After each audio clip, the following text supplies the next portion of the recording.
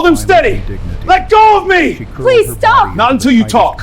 Where is it? Torso would allow, clamping a trembling hand over her mouth to muffle the ragged breathing that sent shards of agony through her chest. Every inhale felt like broken glass grinding inside her ribs. 3 of them at least. She had heard the sickening crack when Brian Thompson's heavy work boot connected with her side just moments before the sound wet and hollow like snapping green wood. Outside the flimsy hollow-core bathroom door, Brian was tearing the living room apart. The heavy thud of the overturned coffee table shook the walls, followed by the crystalline explosion of the lamp she had bought at a yard sale in Somerville last summer. His voice roared through the thin barrier, thick and slurred with cheap bourbon and blind rage. "Amanda, you think you can lock me out in my own damn house? Open the door before I take it off the hinges." Her fingers, slick with blood dripping from the gash above her left eyebrow, fumbled with the phone. The screen was spider-webbed with cracks from where he had thrown it against the wall last week during an argument about groceries, but the device still glowed faintly in the darkened bathroom. She needed Ryan. Her older brother lived 20 minutes away across the river in a studio apartment near Union Square. He was the only one who had ever managed to pull Brian off her when the rages took over, the only person who still answered her calls at midnight. She opened her messages, vision swimming with tears and the threatening pull of unconsciousness. She typed the number from memory, 61755500198, but her thumb was slippery and shaking violently. When she meant to hit the 8, her finger slid upward and struck the 9 instead. She didn't notice. The adrenaline narrowed her world to a single, desperate thought: get help before he breaks through. "He broke my ribs. Please help. He's going to kill me this time." She hit send and let the phone drop into her lap, pressing her back against the cold porcelain of the bathtub. 10 seconds crawled by, then 20. A lifetime compressed into the space between heartbeats. Finally the screen lit up, casting pale light across her blood-streaked face. Unknown number. Who is this? Amanda's stomach plummeted. A wrong number. She had sent her lifeline into the void, into the hands of some stranger who was probably already deleting the message, blocking her moving on with their evening. Panic clawed at her throat, tightening like Brian's hands had so many times before. He slammed his fist against the bathroom door, and the wood bowed inward with a terrifying groan, the cheap lock rattling in its housing. Amanda's fingers flew across the cracked screen, no longer caring who was on the other end, just needing someone, anyone, to call the police. "It's Amanda. Please, I meant to text my brother. 428 West Elm Street, apartment 4B, Dorchester. Call 911. He's breaking in." The typing bubbles appeared instantly. Whoever was on the other end hadn't dismissed her. They were still there.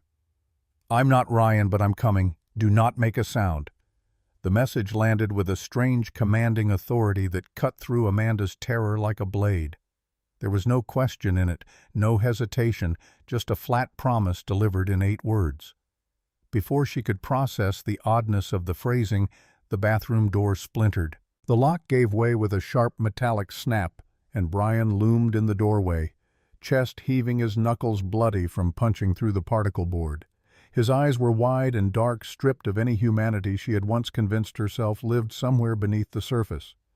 "There you are," he panted, a cruel smile stretching across his flushed face. He reached down and grabbed her by the hair, the sudden movement ripping a scream from her throat as white-hot agony tore through her broken ribs. He dragged her out of the bathroom and into the trashed living room, hurling her onto the threadbare rug near the overturned couch. She scrambled backward until her shoulders hit the wall, her vision pulsing with each beat of her racing heart. "You don't listen, Amanda," Brian sneered, unbuckling his heavy leather belt with deliberate slowness. "I told you what would happen if you ever looked at my phone again." She closed her eyes, waiting for the leather to strike, but it never did. Instead, there was a sound that didn't belong to this moment, not a knock, but a heavy metallic thud that echoed through the small apartment like a warning bell. Then a second sound, deafeningly loud, a percussive crack that made her ears ring. The front door of the apartment didn't just open. It was violently kicked off its hinges, the reinforced wood tearing from the frame and slamming into the entryway wall with enough force to punch a crater in the drywall. Brian spun around, dropping the belt, his drunken bravado momentarily shattered by the explosion of noise. Amanda blinked through the haze of pain and shock as three men stepped over the ruined door with the kind of unhurried grace that made the violence of their entry seem choreographed, rehearsed, inevitable. They didn't look like police. They didn't look like Ryan. They looked like walking nightmares dressed in thousands of dollars worth of dark wool and silk. The man in the center stepped into the apartment first, moving with a terrifying calm that made the chaos around him seem somehow amplified by contrast. He was tall, broad-shouldered, with sharp aristocratic features and eyes so dark they looked like chips of obsidian set into his face. He wore a bespoke charcoal suit that fit him like a second skin, the kind of tailoring that spoke of private appointments in Milan or Savile Row, drastically out of place in the run-down Dorchester apartment with its peeling wallpaper and water-stained ceiling. He took one long look at the trashed room, his gaze sweeping over the overturned furniture and shattered glass before landing briefly on Brian and then locking onto Amanda. Amanda shrank back against the wall, clutching her ribs, her breath coming in shallow gasps. The man's eyes flickered with something violently cold, a shift so subtle she might have imagined it if not for the way the temperature in the room seemed to drop 10 degrees. "Who the hell are you?" Brian stammered, taking a step back, suddenly looking very small despite his size. "You're in the wrong house, pal. Get out before I—" The man didn't answer. He simply raised one hand and made a brief dismissive gesture with two fingers, the kind of signal a general might give on a battlefield. The two men flanking him moved with terrifying speed. One of them a massive figure with a scar running through his left eyebrow and the build of a heavyweight boxer tackled Brian to the floor before the abusive ex could even raise his hands in defense. A sickening crunch echoed through the room, followed by Brian's agonized scream as his arm was snapped cleanly at the elbow, the bone jutting at an unnatural angle beneath the skin. The second man, leaner but no less dangerous, placed a heavy pistol equipped with a silencer directly against Brian's temple, the cold metal pressing into his skin hard enough to leave a mark. The screaming stopped, instantly replaced by wet, gasping sobs. The man in the charcoal suit walked slowly toward Amanda, his polished dress shoes crunching over broken glass. He knelt in front of her, uncaring that the knees of his expensive trousers were resting in the debris of her shattered life. Up close, he smelled of bergamot and expensive espresso, with the faint metallic undertone of gun oil clinging to the fabric of his jacket. He reached into his breast pocket and pulled out a sleek smartphone, tapping the screen before holding it up so she could see their text thread displayed in stark black and white. "Amanda?" His voice was a deep, resonant baritone, smooth as aged whiskey, but carrying a dangerous edge that suggested violence was always just beneath the surface. He didn't ask if she was okay. The answer was obvious in the blood on her face, the way she was curled protectively around her broken ribs, the terror still etched into every line of her body. She could only nod, her teeth chattering from shock and pain and the surreal absurdity of what was happening. "I am Christopher," he said quietly, as if introducing himself at a dinner party rather than kneeling in the wreckage of a domestic assault. He unbuttoned his suit jacket with one hand and slipped it off, draping the heavy warm fabric around her trembling shoulders. The lining was silk, still carrying the heat of his body, and for a moment Amanda felt an irrational urge to burrow into it and disappear. "Can you walk?" "My ribs," she gasped out, each word a fresh spike of agony. I can't breathe right." Christopher nodded, not asking permission for what came next. He slid one strong arm behind her knees and the other behind her uninjured upper back, lifting her with the kind of profound care that felt impossibly gentle for a man who had just orchestrated the breaking of another man's arm. The pain flared white-hot as her body shifted, but it was eclipsed by the sheer surreal absurdity of the moment. This stranger, this man who had materialized out of thin air in response to a wrong number, was carrying her out of the apartment like she weighed nothing at all. "What about him?" the scarred man asked, keeping his knee firmly planted in Brian's spine. His voice had a rough, street-hardened quality that suggested he had asked this question many times before and knew exactly what answers were coming. Christopher paused at the doorway, looking back at the man who had tormented Amanda for 2 years. His expression didn't change, but something shifted in the air, a palpable sense of judgment being passed and sentence being delivered. "He likes to break things," Christopher said, his voice devoid of emotion, clinical in its detachment. "Break his hands, both of them. Then leave him for the Boston PD. They'll have an anonymous tip about a domestic disturbance within the hour." As Christopher carried her down the dark, grim stairwell toward the street, Amanda's adrenaline finally gave out. The edges of her vision went soft and blurry, the world tilting sideways as shock pulled her under. The last thing she remembered before the darkness swallowed her whole was the muted, wet sound of Brian screaming from the fourth floor, a sound that seemed to echo and fade like a nightmare dissolving in the morning light. Amanda awoke to the rhythmic, quiet beeping of a heart monitor. The smell of bleach and stale apartment air was gone, replaced by the faint scent of lavender and antiseptic. She blinked her eyes open slowly, expecting the harsh fluorescent lights of Massachusetts General Hospital's emergency ward. Instead, she found herself in a room that looked more like a suite at the Four Seasons than any medical facility she had ever seen. The walls were painted a soft, calming gray that seemed to absorb sound. Heavy blackout curtains framed a large window pulled back just enough to let in a sliver of morning sunlight that cut across the hardwood floor in a golden stripe.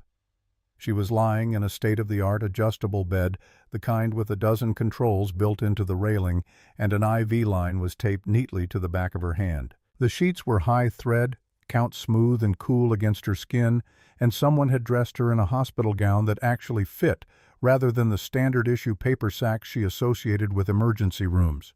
She tried to sit up, and a sharp, breathtaking pain radiated from her right side, the reminder slamming back into her consciousness with brutal clarity. Brian, the bathroom, the wrong number, the man in the charcoal suit. "I wouldn't do that if I were you." Amanda froze. The voice came from the corner of the room, low and calm and unmistakably the same one that had spoken her name in the wreckage of her apartment. Christopher was sitting in a leather wingback chair near the window, an open laptop resting on his knees. He had discarded the suit jacket and tie, his crisp white dress shirt unbuttoned at the collar, and the sleeves rolled up to reveal forearms corded with muscle and marked by faint faded tattoos that looked like they belonged to a different life, a younger version of the man now watching her with those dark, unreadable eyes. "Where am I?" Amanda's voice came out raspy and dry, her throat aching. Christopher closed the laptop with a soft click and stood moving to the bedside table where a glass pitcher of water sat sweating condensation onto a linen coaster. He poured a glass and handed it to her, waiting patiently as she took a slow, painful sip. "You are at the St. Jude Annex in the Seaport District," he replied calmly, as if this were a perfectly normal explanation. "It is a private facility, highly discreet. Dr. Robert Williams has already set your ribs. 3 fractures, a moderate concussion, and deep tissue contusions across your back and shoulders. You'll be in pain for a few weeks, but you will heal." Amanda looked around the opulent room, her mind struggling to piece together a reality that made sense. The furniture alone probably cost more than she made in a year at the diner. The equipment monitoring her vitals was cutting-edge, the kind of technology she had only seen in news reports about experimental treatments for the wealthy. "Why didn't you take me to a normal hospital?" The question came out sharper than she intended, edged with suspicion and fear. "And who exactly are you? You have private clinics and armed men who—" She stopped, the memory of Brian's arm snapping, filling her mouth with the taste of bile. Christopher leaned against the edge of her bed, crossing his arms over his chest. He studied her face with the kind of analytical intensity that made her feel like he was reading a file on her rather than looking at a person. "If I took you to Mass General Standard Procedure dictates they call the police. You give a statement. Brian Thompson makes bail within 24 hours, probably less given how overloaded the system is. He comes looking for you angrier than before, and this time he doesn't stop at broken ribs." Christopher's voice was matter-of-fact, laying out the logic like he was explaining a business transaction. "The system is designed to process victims, Amanda, not protect them. As for who I am, my name is Christopher Wilson." The name dropped into the quiet room like a lead weight, heavy with implications Amanda couldn't quite grasp, but felt instinctively in the way her pulse spiked.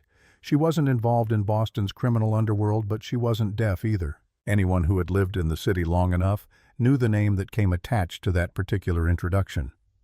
The whispers that followed certain families who controlled shipping ports and real estate developments, and God only knew what else beneath the surface of legitimate enterprise. You're with the Bianchi family," she whispered, her hands gripping the high thread count sheets hard enough to make her knuckles go white. "I texted a Mafia underboss by accident." "You texted a very busy man who happened to be having a very tedious evening," Christopher corrected smoothly, though the corner of his mouth twitched in what might have been amusement. "I have a distinct distaste for men who use their fists on women. When your message came through, the location was 5 minutes from where I was handling a business matter in a warehouse near Andrew Square. It was convenient." "Convenient?" Amanda repeated, disbelief coloring her tone despite the fear tightening her chest. "You broke a man's hands because it was convenient." "I broke his hands because he earned it," Christopher said. And the amusement vanished from his expression entirely, his voice hardening into something that carried the weight of absolute certainty. "But that is not the only reason you are here, Amanda." He walked over to the window and pulled the curtain back slightly, revealing the gray, churning waters of Boston Harbor stretching out toward the horizon. The morning light caught the angles of his face, throwing shadows across the sharp line of his jaw. "While you were unconscious, my men did a background check on your charming ex-boyfriend.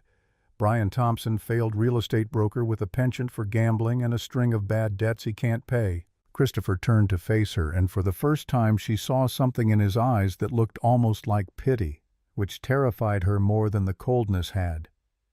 "Did you know he owed money?" Amanda swallowed hard, the IV line tugging slightly at the back of her hand. "I knew he was broke.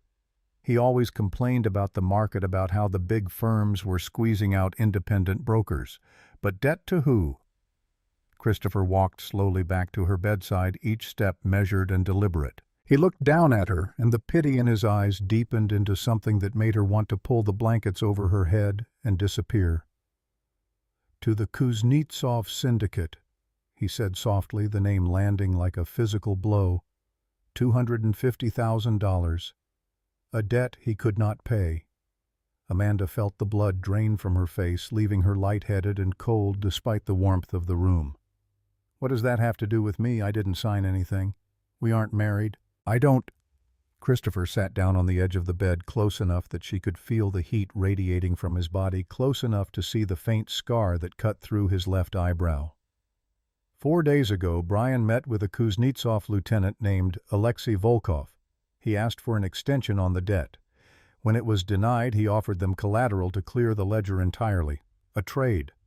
Amanda's breath hitched, pulling painfully at her broken ribs. The word hung in the air between them, terrible in its simplicity. "No." "Yes."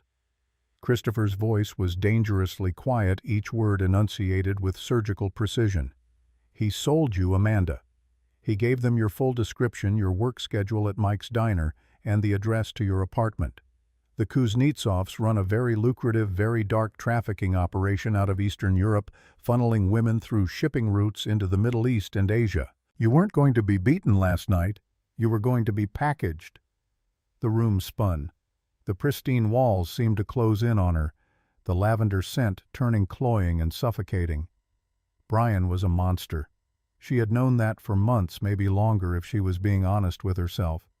But this level of betrayal, this absolute commodification of her existence to save his own worthless skin, was so beyond comprehension that her mind simply refused to process it for a moment. She felt herself detach, floating somewhere above her broken body, watching a stranger in a hospital bed try to breathe through the implications.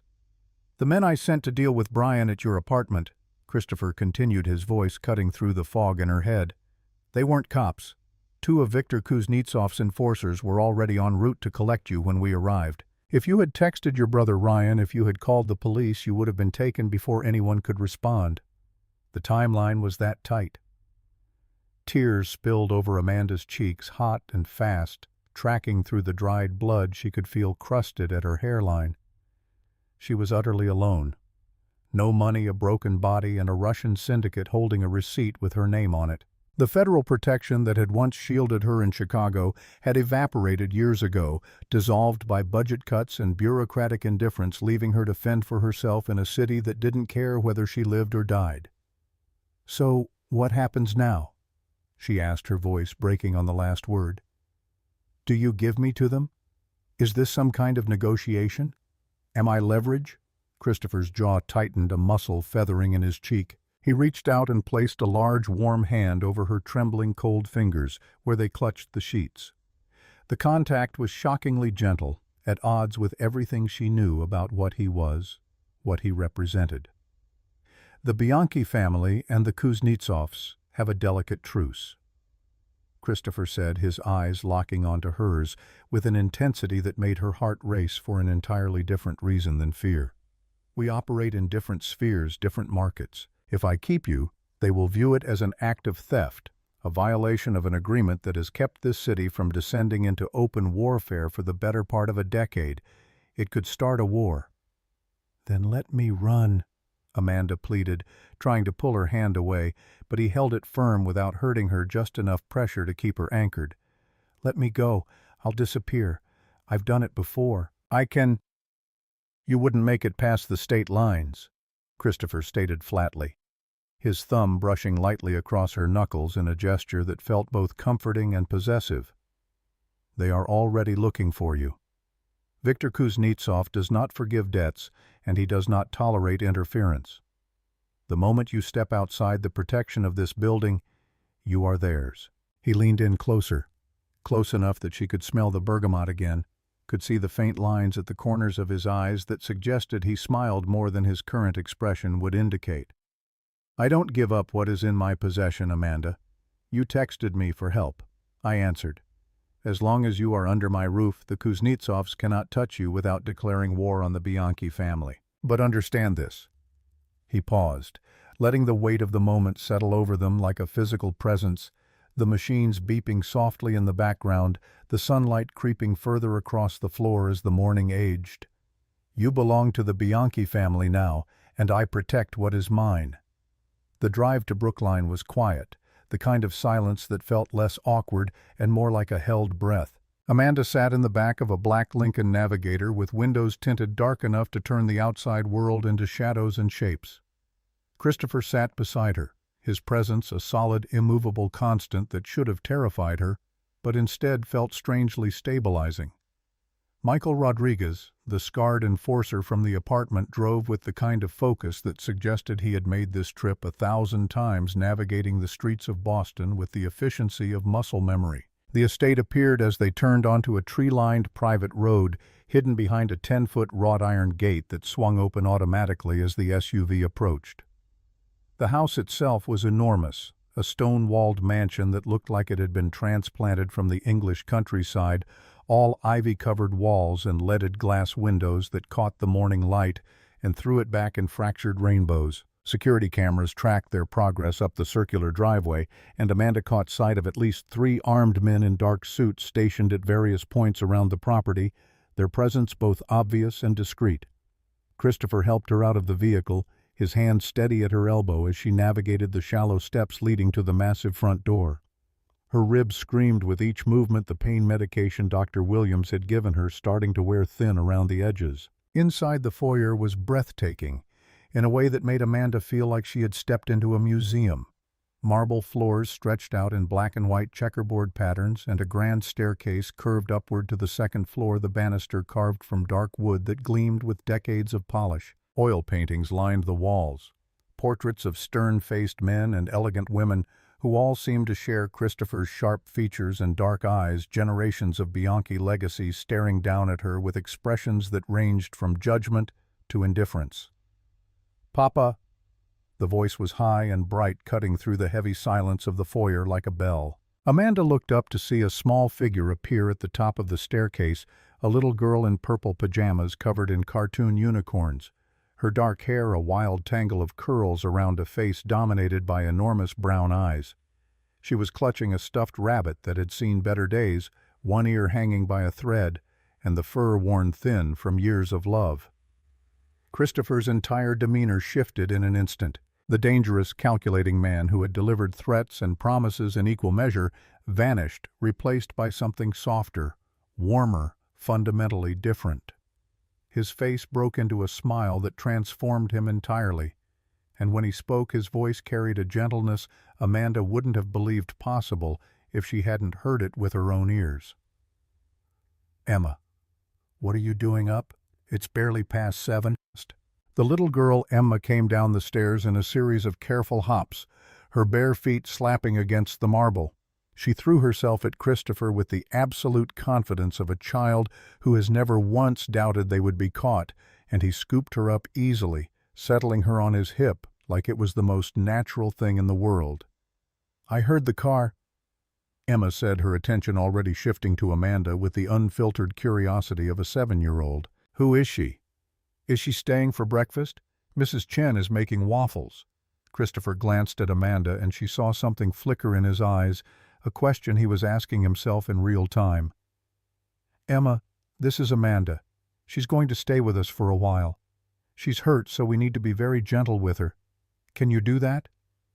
Emma nodded solemnly, her expression shifting into something that looked far too wise for her age. "Did you fall down? I fell off my bike last month and Papa got me 12 stitches. See?" She twisted her arm to show a faint pink scar running along her forearm. "Dr. Williams did it. He's really good. Did he fix you too?" Amanda felt something crack open in her chest, a strange mixture of grief and hope and exhaustion that made her eyes burn with fresh tears. "He did. Your Papa brought me to him." Emma smiled, the expression lighting up her entire face. "Papa fixes things. That's what he does." Christopher carried Emma over to where Amanda stood still, supporting herself against the doorframe. Up close, Amanda could see the resemblance between them was subtle, something in the set of the jaw and the shape of the eyes, but there was enough difference to suggest that Emma wasn't his biological daughter. The thought settled into place without judgment, just an observation filed away for later. "Why don't you go find Mrs. Chen and tell her we have a guest for breakfast," Christopher said, setting Emma back on her feet. "And maybe brush your hair before you come down. It looks like you fought a bear in your sleep." Emma giggled and took off toward the back of the house, her footsteps echoing through the hall. Christopher watched her go with an expression Amanda couldn't quite read, something that looked like profound love tangled up with bone-deep fear. He turned back to Amanda, and the warmth didn't entirely fade, but it shifted, became more guarded. "Come on, I'll show you to your room. You need to rest." He led her up the grand staircase, moving slowly to accommodate her injured gait, and down a long hallway lined with more portraits, and the occasional antique table supporting vases of fresh flowers. The guest suite he brought her to was larger than her entire apartment in Dorchester, had been decorated in soft creams and pale blues, with a 4-poster bed that looked like it belonged in a palace, and a sitting area near the window that overlooked the manicured gardens stretching out behind the house. Christopher helped her sit on the edge of the bed, his hands careful and impersonal, and then stepped back, putting distance between them. "Emma lost her parents when she was 3, he said quietly, his gaze fixed on something beyond the window. "They were good people caught in a bad situation, collateral damage in a conflict that had nothing to do with them. I adopted her because there was no one else, and because I couldn't live with myself if I let the state system swallow her whole." Amanda absorbed this, adding it to the growing picture of the man standing in front of her. Mafia underboss, ruthless enforcer, single father. The contradictions didn't cancel each other out. They just made him more complicated, more human. "She is the only good thing in my world," Christopher continued, finally looking at her. "If the Kuznetsovs come for you, they will burn this house to the ground to get to you. They won't care that there's a 7-year-old girl sleeping on the 3rd floor. She cannot know the danger. Do you understand?" Amanda nodded, her throat too tight to speak. Christopher walked to the door, pausing with his hand on the frame. "Get some rest. Dr. Williams will check on you this evening. If you need anything, there's a phone on the nightstand. Dial 2 for the kitchen, 3 for security. Don't try to leave the grounds. The men outside have orders to keep you safe, which means keeping you here." He left without another word, pulling the door closed behind him with a soft click. Amanda sat on the bed for a long moment, staring at the door before slowly lowering herself onto the mattress. The sheets were Egyptian cotton, impossibly soft, and the mattress conformed to her body in a way that made her broken ribs ache just a little less. She closed her eyes and tried to make sense of the past 12 hours. She had gone from dying on a bathroom floor to waking up in a private medical suite to being installed in a mansion that probably had more square footage than the entire building she used to live in. She was a prisoner, albeit a well-cared-for one, protected by a man who broke bones without hesitation and tucked his adopted daughter into bed at night. And somewhere out there, Viktor Kuznetsov was looking for her, holding a receipt that said she belonged to him, ready to start a war to collect what he believed he was owed. Amanda pulled the blankets up to her chin and let herself drift, exhaustion finally winning the battle against fear. Her last thought before sleep claimed her was of Emma's smile and Christopher's voice, smooth and dangerous, promising that he protected what was his. She just hoped he meant it. 2 weeks passed in the Brookline estate like a fever dream, each day blending into the next with a surreal domesticity that felt increasingly unreal. Amanda's ribs knitted themselves back together under Dr. Williams's careful supervision, the sharp agony of breathing gradually subsiding into a dull ache that only flared when she moved too quickly or laughed too hard at something Emma said. The bruises faded from violent purple to sickly yellow-green mapped across her torso, like a weather system moving through. The mornings followed a pattern that became almost comforting in its predictability. Emma would appear at Amanda's door around 7, already dressed in whatever outfit she had deemed appropriate for the day, usually some combination of patterns that shouldn't work together but somehow did on a 7-year-old. She would drag Amanda downstairs to the enormous kitchen where Mrs. Chen, the live-in housekeeper, had already prepared a breakfast spread that could feed a dozen people. Waffles on Mondays and Thursdays, pancakes on Tuesdays, French toast on Wednesdays. The weekend was apparently dealer's choice, which meant Emma got to pick, which meant chocolate chip pancakes with whipped cream more often than not. Christopher joined them when he could, when whatever business had kept him out until the early morning hours allowed him a few hours of sleep and a meal with his daughter. He would sit at the head of the table in shirt sleeves and dress pants, reading the financial section of the Globe, while Emma chattered about school and friends and the intricate social dynamics of second grade. Amanda mostly listened, contributing when Emma asked her direct questions, trying to ignore the way Christopher's gaze would occasionally drift to her over the top of the newspaper, assessing, calculating, measuring something she couldn't quite name. The afternoons were for physical therapy, a regimen Dr. Williams had prescribed to ensure her ribs healed properly and her range of motion returned. A woman named Sandra came 3 times a week, a no-nonsense former Army medic who pushed Amanda through exercises that left her sweating and trembling, but undeniably stronger. The other days Amanda spent in the library, a 2-story room lined floor-to-ceiling with books that ranged from first-edition classics to contemporary bestsellers, with a rolling ladder on brass rails that Emma loved to climb when Christopher wasn't looking. Emma had taken to Amanda with the kind of instant attachment that children sometimes formed with adults who treated them like actual people rather than accessories. She would sprawl on the Persian rug in the library, coloring in oversized books, while Amanda read, occasionally asking questions about words she didn't know or insisting Amanda look at whatever masterpiece she had created. Amanda taught her simple math games tricks for multiplication and division that made Emma's eyes light up with the joy of discovery. And in return, Emma taught Amanda the names of all her stuffed animals and the elaborate backstories she had created for each one. Christopher watched these interactions from doorways and through half-open doors, his presence a constant shadow that Amanda felt more than saw. He never interrupted, never commented, just observed with those dark, unreadable eyes that seemed to catalog every moment, every smile, every laugh that Emma pulled from Amanda's chest. But beneath the domestic veneer tension coiled like a spring wound, too tight. Through the heavy oak doors of Christopher's study, Amanda heard the muffled arguments, voices rising in heated debate that cut off abruptly whenever she approached. She learned to recognize the cadence of Michael Rodriguez's voice, pragmatic and cold, delivering reports that made Christopher's responses sharp and clipped. The Kuznetsov situation was escalating, bleeding into the legitimate operations that kept the Bianchi family functional in the eyes of the law. On the 14th day, Amanda woke to shouting loud enough to penetrate the thick walls of her suite. She pulled on the silk robe Mrs. Chen had left folded at the foot of her bed and stepped into the hallway, following the sound to the ground-floor study.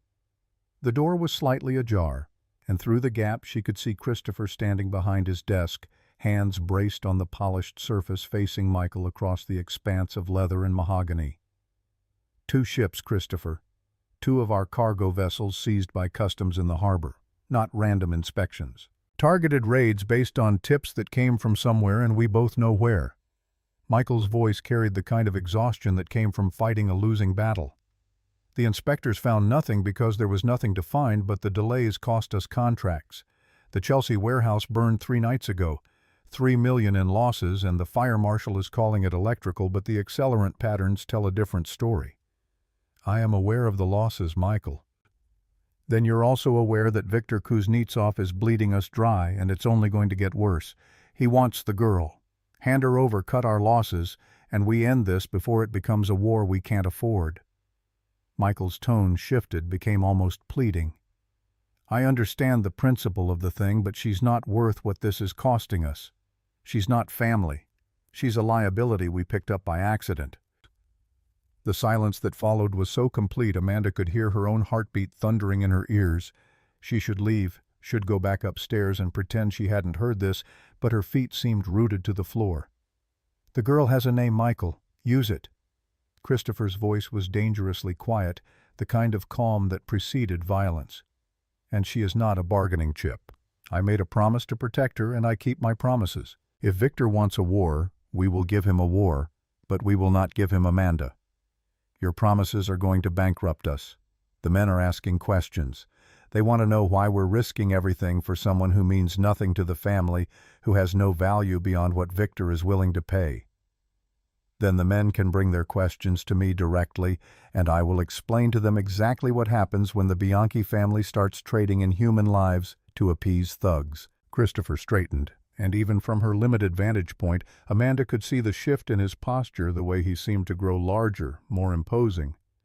"We built our reputation on boundaries, Michael. Lines we do not cross.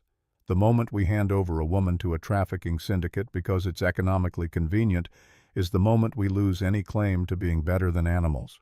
We're criminals, Christopher. We don't get to pretend we're saints. No, but we get to choose what kind of criminals we are." Michael said something else too low for Amanda to hear, and then the door flew open with enough force to make her jump back. He nearly ran into her, stopping short with a curse. "Listening at doors now." His scarred face was twisted with anger and something that might have been genuine concern. "You should be resting, not eavesdropping on conversations that don't concern you. Conversations about whether to hand me over to be trafficked concern me pretty directly, I think." Amanda kept her voice level, refusing to step back even though everything in her wanted to retreat from the fury radiating off him. Michael looked at her for a long moment, his expression cycling through several emotions before settling into resignation. "You're going to get us all killed. You know that? Good men are going to die because Christopher has decided you're worth protecting. And when it's done, when the bodies are counted and the city is on fire, I hope you'll remember that you could have stopped it." He pushed past her and disappeared down the hallway, his footsteps echoing on the marble until a door slammed somewhere in the depths of the house.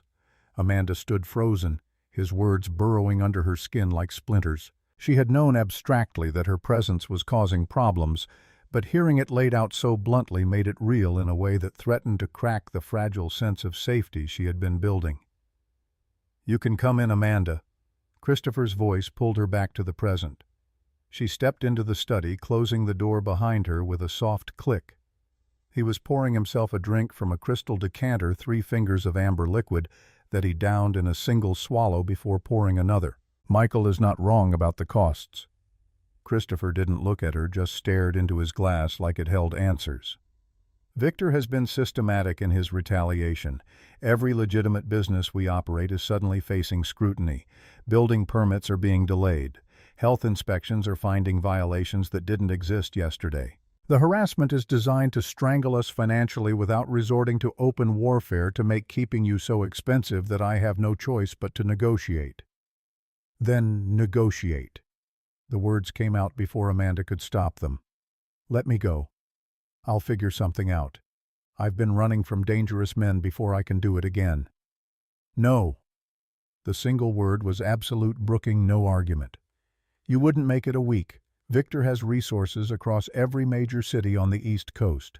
The moment you surface, his people will find you, and what happens after that will make what Brian did to you look like mercy." Amanda wrapped her arms around herself, the silk robe suddenly feeling too thin. "Then what's the plan? We just wait here while he dismantles your entire operation piece by piece. How long until the men Michael mentioned decide they'd rather cut a deal than die for a stranger?" Christopher finally looked at her, and the intensity in his gaze made her breath catch. "The plan is that I find a way to end this without giving Victor what he wants. There are always solutions, Amanda. It's just a matter of finding the right leverage, the right pressure point. And if you can't find it—" He smiled, and it was not a comforting expression. "Then we burn his empire to the ground and salt the earth where it stood. But it won't come to that." Amanda wanted to believe him, wanted to trust in the confidence that seemed as natural to him as breathing, but she had spent too many years learning that powerful men made promises they couldn't keep. She turned to leave, needing to get out of the study before the weight of everything crushed her, but his voice stopped her at the door. "Michael is right, that good men may die. But what he doesn't understand is that those men signed up knowing the risks, knowing that this life comes with costs that can't always be predicted or controlled. You didn't sign up for anything. You sent a text message to the wrong number. Everything that happens from here is on me, not you. Don't let his words make you carry guilt that isn't yours to bear." Amanda nodded without turning around, not trusting her voice, and fled to the relative safety of the library. That night, unable to sleep, Amanda made a decision that was either brave or monumentally stupid.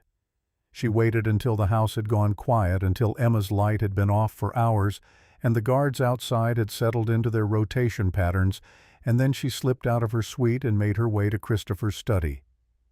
The door was unlocked, which surprised her until she realized that Christopher probably didn't fear anyone in his own house enough to bother with locks. The laptop was on the desk, closed, but not password protected. When she opened it, the screen glowing to life with a soft chime that sounded deafening in the silence. Amanda had spent 4 years of her life dismantling complex financial structures for a living, tracing dirty money through shell companies and offshore accounts with the kind of dogged persistence that had made her one of the best analysts at her firm. That was before the Sinaloa cartel had decided she was a threat worth eliminating before the bullet through her window and the terrifying realization that being right about corruption could get you killed. She had taken the job at Mike's Diner because it was anonymous, because no one looked twice at a woman serving coffee and eggs, because she could hide her sharp, analytical mind behind a name tag and an apron. Brian had thought she was just a waitress, a quiet girl with no ambitions beyond paying rent and staying off the radar. He had been a violent, arrogant fool, but she had never corrected his assumptions because letting him underestimate her had felt safer than the alternative. Now sitting in front of Christopher's laptop with the knowledge that Viktor Kuznetsov was hunting her, that quiet safety felt like a luxury she could no longer afford. The laptop's security was robust, designed to keep out amateur hackers and law enforcement with warrants, but it wasn't designed to stop someone who knew how to navigate the legitimate banking databases that Christopher had left open in multiple browser tabs. Amanda bypassed the surface encryption within minutes, not because she was breaking through his defenses, but because she was slipping through the gaps between them, using the access he already had to institutions that tracked money movement across borders. She wasn't looking for Christopher's secrets. She was looking for Viktor Kuznetsov's. "I explicitly told my men to ensure you remained in bed, Amanda." The voice came from directly behind her, and Amanda's heart slammed into her throat hard enough to make her gasp. She spun in the chair to find Christopher standing in the doorway, a glass of what looked like bourbon in his hand, his expression unreadable in the dim light from the desk lamp. "I couldn't sleep," she managed, her voice steadier than she felt. "And I couldn't just sit upstairs doing nothing while your entire organization falls apart because you're protecting me." Christopher walked into the room with the kind of unhurried grace that suggested he had all the time in the world. He set his glass on the edge of the desk and crossed his arms, looking down at her with those dark eyes that seemed to see through every defense she had ever built. "Michael warned me you were a liability. I'm starting to think he might have understated the problem." The words should have been harsh, but there was something almost amused in his tone, a curiosity that tempered the danger. "So you decided to commit corporate espionage against the man keeping you alive. Bold strategy." "Michael is an idiot." Amanda turned the laptop toward him, the screen filled with complex routing numbers and a web of Cayman Island holding companies that she had untangled in the past hour. "And you are fighting a war blind." Christopher's expression shifted, the amusement giving way to something sharper, more focused. He leaned down, bracing his hands on either side of the keyboard, caging her in without quite touching her. Up close she could smell the bergamot again, mixed with the smoky residue of whatever he had been drinking. "Explain." Amanda pulled up a series of documents. She had cross-referenced financial records that painted a picture most people would need weeks to assemble. Viktor Kuznetsov's trafficking operation is just one arm of a much larger financial network. He moves money through shell companies registered in Delaware, Cyprus, and the Caymans, layering the transactions to obscure the source. But he got sloppy about 18 months ago, probably when he expanded too quickly. These routing numbers here show a pattern of FinCEN red flags that were filed but never investigated, probably because someone at Treasury is on his payroll. She clicked through to another screen highlighting specific transfers. "I am a certified fraud examiner and AML specialist. I spent 4 years tracing dirty money for the federal government before a cartel decided my life was worth less than their operations. I know how to dismantle a financial empire, Christopher. This is what I do." Christopher stared at the screen, his jaw tight, processing the implications. "You're telling me Victor has federal protection?" "I'm telling you he thinks he does, which makes him arrogant. He's operating like he's untouchable, which means he's not covering his tracks as carefully as he should be. These IRS violations alone would be enough to trigger an audit if anyone bothered to look. The shell companies have inconsistencies in their registration dates, forward-dated incorporation documents that suggest fraud. And this," she pulled up a final document, "this is evidence of a wire transfer that violates OFAC sanctions. He moved money through Iranian banking systems to fund an operation in Dubai. That's not just criminal, that's a national security issue." "Where did you get this information?" "Public records mostly. FinCEN databases, Treasury filings, SEC reports. The kind of information that's theoretically available to anyone but practically invisible unless you know how to cross-reference across multiple jurisdictions and understand the patterns money launderers use to hide transactions." Amanda leaned back in the chair, meeting his gaze. "Victor doesn't just want me for his trafficking ring, Christopher. He wants me because I possess the ability to expose his entire East Coast operation. If this information reaches the FBI, he goes to federal prison for the rest of his life, and the Kuznetsov syndicate goes bankrupt. Every asset he owns gets seized under RICO statutes." The silence stretched between them, thick with implications. Christopher straightened slowly, picking up his glass and draining the remaining bourbon in a single swallow. "Where is your evidence? The proof that would convince a federal prosecutor this isn't just speculation?" Amanda had prepared for this question. "Safety deposit box at a Chase Bank in Cambridge. Everything is documented, cross-referenced, ready to present." It was a lie.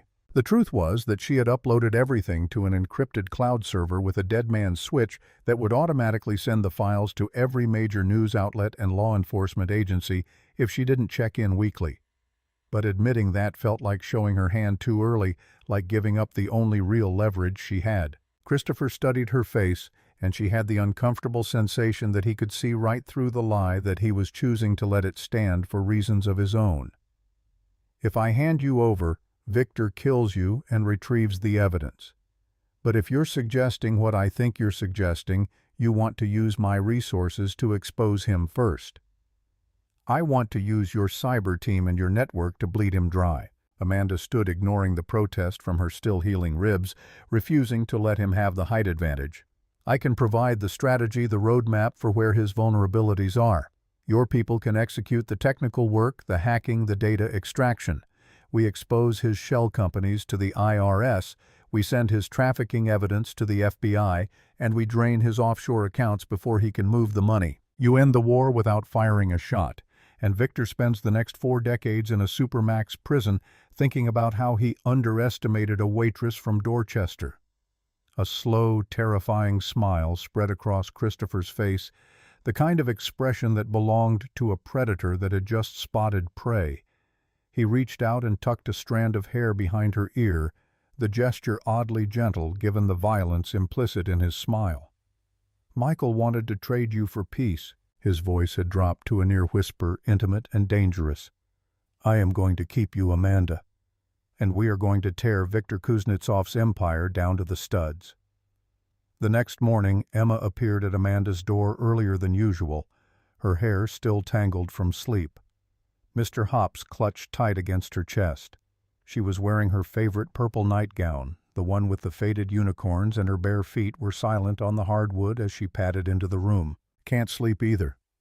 Amanda sat up, ignoring the twinge in her side, and patted the bed beside her.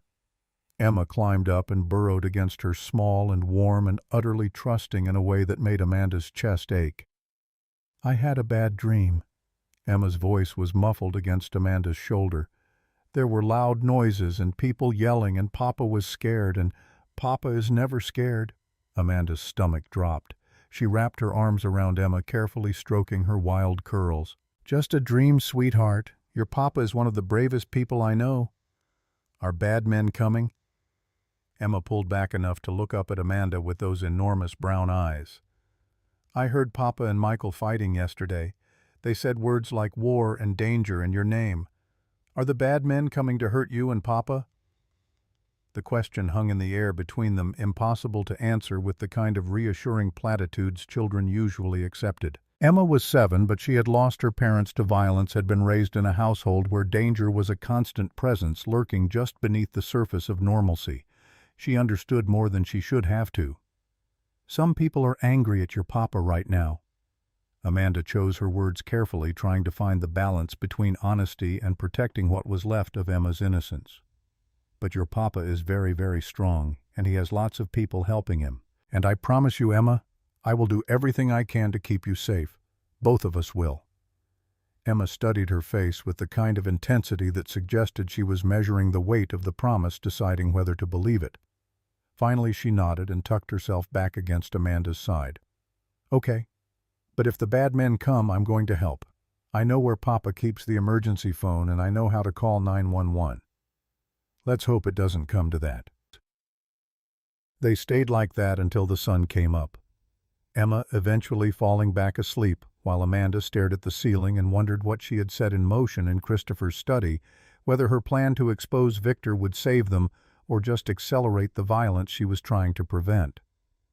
When Christopher found them an hour later, Emma still asleep against Amanda's side, something shifted in his expression, a crack in the armor he wore so constantly it seemed like a second skin. He didn't say anything, just stood in the doorway watching them with an expression Amanda couldn't quite decipher, something raw and vulnerable that disappeared the moment Emma stirred and opened her eyes. "Papa." She launched herself off the bed and into his arms, and he caught her easily, settling her on his hip. "Amanda said you're going to keep us safe from the bad men." Christopher's gaze met Amanda's over Emma's head, and in that moment she saw the promise there, the absolute certainty that he would burn the world down before he let anything happen to either of them. "That's right, baby. No one is going to hurt you or Amanda. I promise." Emma seemed satisfied with this and demanded pancakes, dragging Christopher toward the door with the single-minded determination only children possess. He paused at the threshold, looking back at Amanda. "Basement. 9 o'clock. Bring everything you know about Viktor's financial networks." Then he was gone, carried away by a 7-year-old's enthusiasm, leaving Amanda alone with the knowledge that she had just committed herself to a course of action that would either save her life or end it. The basement of the Brookline estate had been converted into something that looked like a hybrid between a server farm and a military command center. Banks of monitors lined one wall, cycling through security feeds from around the property and what Amanda suspected were feeds from other locations across the city. 3 men sat at workstations, their fingers flying across keyboards with the kind of speed that suggested they did this for a living. Christopher introduced them as Yuri Alexander and Dmitry, former Russian military cyber specialists who had defected 5 years ago and now worked exclusively for the Bianchi family. "They are the best in the business." Christopher gestured to the center workstation where a massive monitor displayed what looked like a network map. They can get into any system on the planet given enough time and motivation. What they need from you is direction, targets, vulnerabilities. Amanda spent the next 3 hours walking them through everything she had found, explaining the patterns of money movement that suggested Victor's operation was larger and more complex than even Christopher had suspected. She highlighted the weak points, the places where Victor had gotten lazy or arrogant, the transactions that wouldn't withstand serious scrutiny. Yuri, the oldest of the three with silver threading through his dark hair, pulled up banking records from the Zurich private bank Amanda had identified as Victor's primary repository for laundered funds. This account has been active for 7 years, consistent deposits ranging from $500,000 to $2 million per month. The account holder is listed as a corporation registered in Liechtenstein, but the beneficial owner is obscured through multiple layers. Can you trace it back to Victor? Christopher leaned over Yuri's shoulder, his presence a solid weight in the room. Given time, yes, but tracing it is not the same as accessing it. Yuri's accent was thick, but his English precise. This bank employs dynamic encryption protocols that change every 72 hours. Breaking in will take at least a week, maybe longer. We don't have a week. Michael Rodriguez's voice came from the stairwell as he descended into the basement, his expression still carrying the frustration from their argument the previous day. Victor isn't going to wait around while we plan a digital heist. He's escalating. How bad? Christopher straightened, his entire demeanor shifting into something harder, more focused. Another warehouse, this time in Everett, burned to the ground at 3 a.m. No casualties, but the structure is a total loss. And I just got word that 2 of our shipping contracts were terminated without cause, effective immediately. The companies that dropped us are both owned by shell corporations that trace back to Cyprus. Michael looked at Amanda, and there was something in his expression that might have been grudging respect. You were right about the shell companies. Victor's fingerprints are all over the economic pressure campaign. Amanda pulled up a secondary screen cross-referencing the Cyprus corporations against the data she had compiled. These 3 companies here are all registered to the same address in Nicosia, which is a dead giveaway that they're shells. They exist only on paper to move money and assets without attribution. If you can prove they're all controlled by Victor, you can freeze them under suspicious activity reports. And how do we prove that? Michael crossed his arms, his skepticism evident but not hostile. We don't have to prove it definitively. We just have to create enough evidence that the IRS and Treasury Department decide to investigate. Once they start pulling threads, the whole thing unravels. Amanda turned to Yuri. Can you access the incorporation documents for these companies? I need to see the signature pages and the notary stamps. Yuri's fingers blurred across the keyboard, and within minutes he had pulled up scanned PDFs of documents that should have been secure in a foreign corporate registry. These were filed using the same notary on the same day, despite supposedly being 3 separate corporate entities with different purposes. The signatures are computer-generated, not handwritten. This is fraud. Beautiful, sloppy fraud.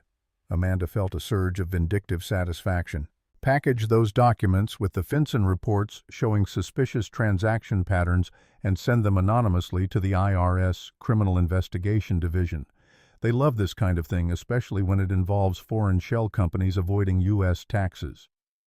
Christopher watched her work with an expression that made Amanda hyper-aware of his presence, the way he seemed to fill the room despite standing still. You're enjoying this. It wasn't a question, and Amanda didn't bother denying it. Viktor Kuznetsov tried to buy me like I was merchandise. He's still trying to collect on that purchase. Yeah, I'm enjoying taking apart his empire piece by piece. Is that a problem?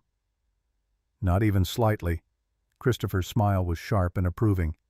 Keep going.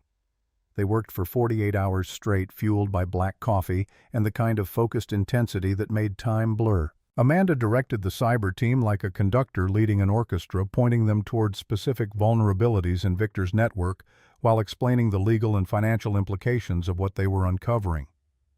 Alexander managed to penetrate the Zurich bank's outer security, though the inner vault where Victor's accounts lived remained frustratingly out of reach. Dmitri focused on Victor's trafficking routes, tracing shipping manifests and cargo schedules that showed a pattern of human movement from Eastern Europe through Turkey and into the United States via Boston Harbor.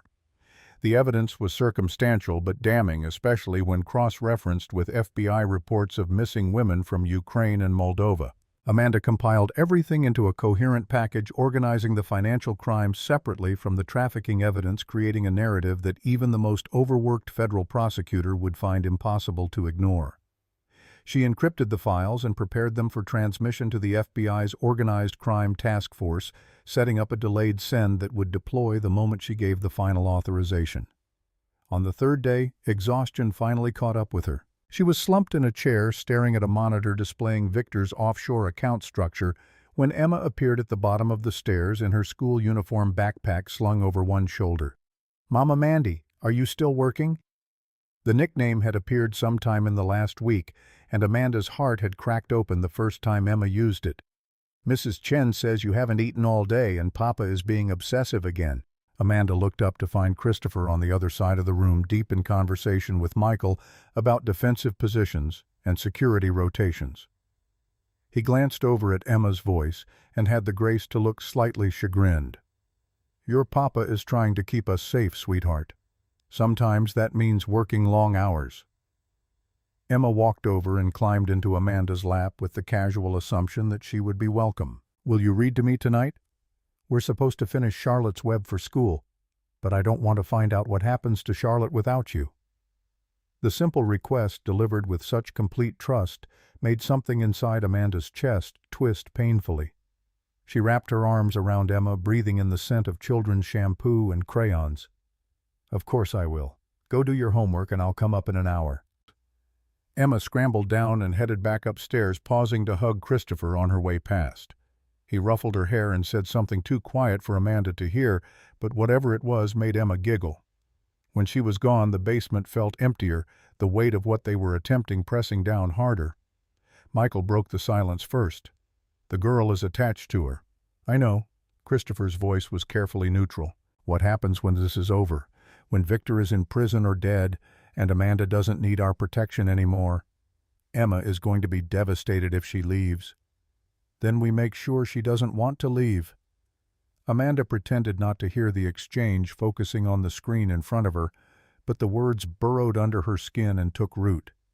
She had been so focused on surviving, on finding a way to end the threat Victor represented, that she hadn't let herself think about what came after. The estate had stopped feeling like a prison weeks ago, had transformed into something that felt dangerously close to home.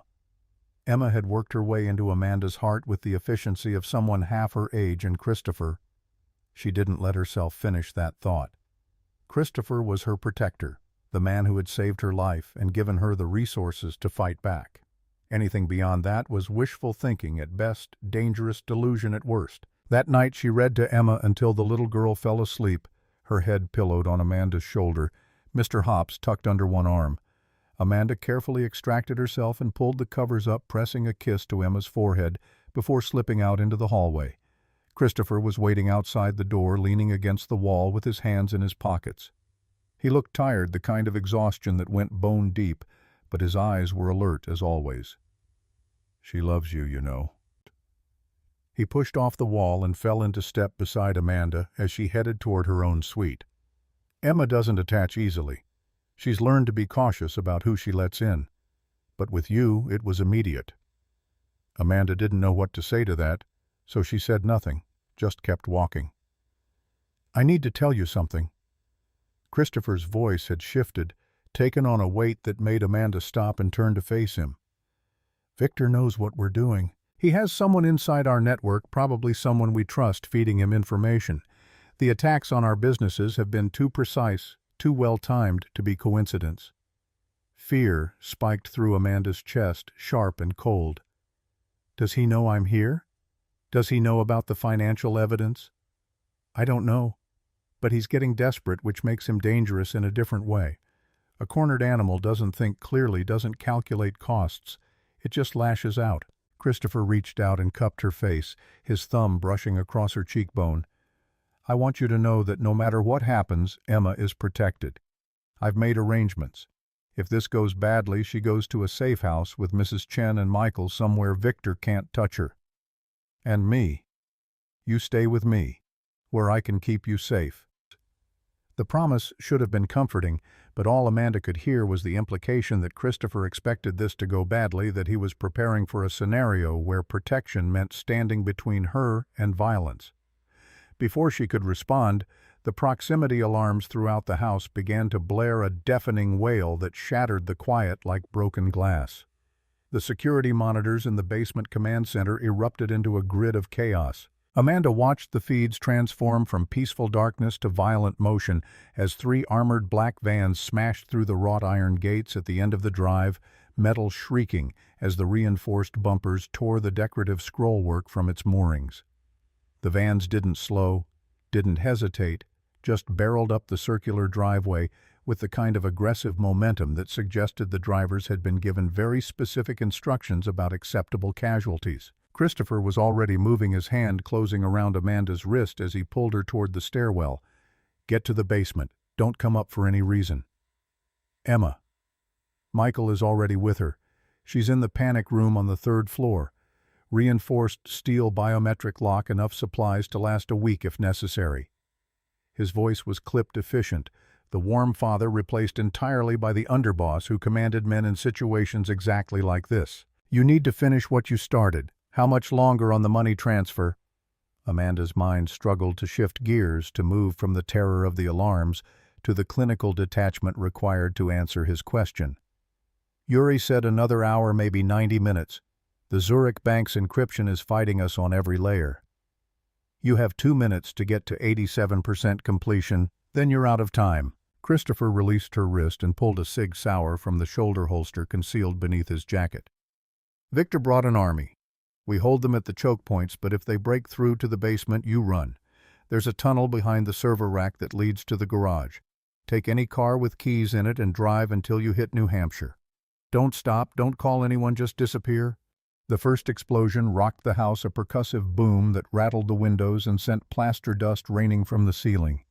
Amanda grabbed the stair railing to keep from stumbling, her ribs protesting the sudden movement.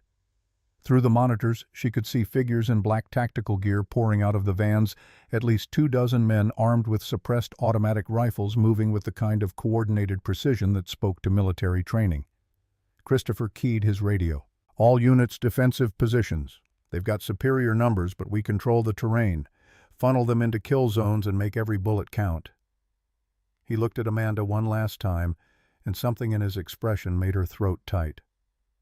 If I don't make it out of this, there's a safety deposit box at Eastern Bank under Emma's name. Everything she needs is there. Instructions, account numbers, contacts. Make sure she's taken care of. Before Amanda could respond, before she could process the weight of what he was asking, he was gone, taking the stairs 3 at a time with David Martinez at his heels, both men moving toward the violence with the kind of grim determination that came from accepting death as an occupational hazard. Amanda stumbled down to the basement where Yuri was already hunched over his keyboard, his face illuminated by the harsh glow of multiple monitors. Alexander and Dmitri were frantically typing their screens filled with cascading code that meant nothing to Amanda, but clearly represented progress toward breaking through the Zurich bank's defenses. Status. Amanda dropped into the chair beside Yuri, forcing her hands to stop shaking enough to navigate the interface. 83%.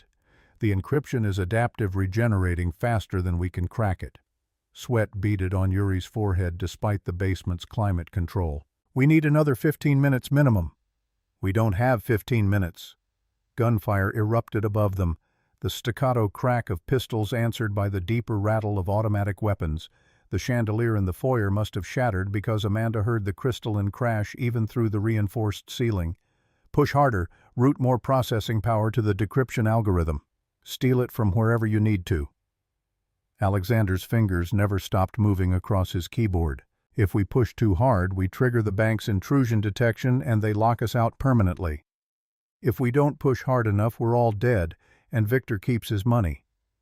Amanda pulled up the FBI package she had prepared, the compiled evidence of trafficking routes and financial crimes.